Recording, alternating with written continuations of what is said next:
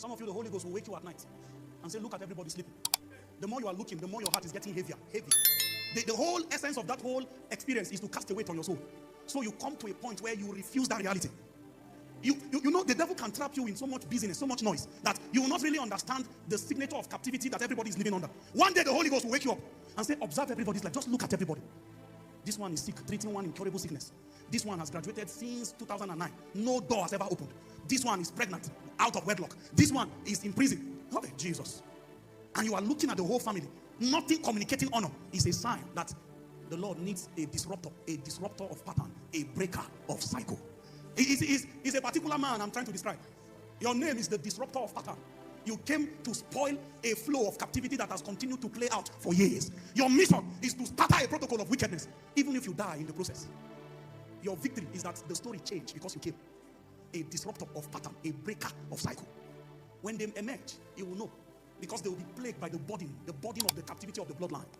And if you are not careful, when you begin to sense that movement upon you, your greatest persecution will come from those that your life was supposed to bring out of captivity.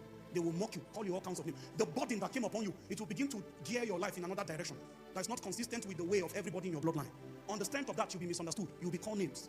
But there is something that is wrong in the realm of the spirit that the God has called you to address. There are those among us who will become disruptors of patterns.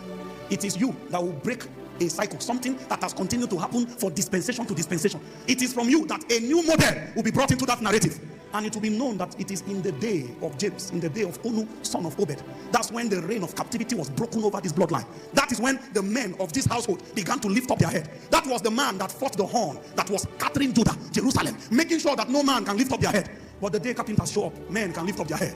Tonight, I'm sharing these things with you to bring you to a place of holy provocation, so that you would know that your warfare in the spirit is not just for your own relief alone. There are a generation of people depending on your capacity to wage war now, so that another generation can enter peace. David fought 66 battles and gave peace to Solomon.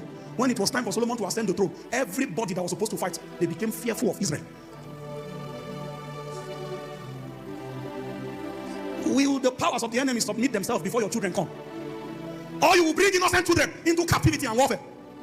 The same illness and disease that ravaged your life growing up, you can now look at a young child that came from your loins. Same signature. It means the enemies still came to keep another generation under captivity. It was as good as you never existed. Since your children should fight the same battle you fought, there was no advantage they got from you. It was as good that you never gave them any advantage in the spirit, since they too were brought into a warfare that they never bargained for. Hey, that fasting demand, that thing whispering, can you just tarry? Can you not stay away from food for just 21 days? It's not about your freedom alone.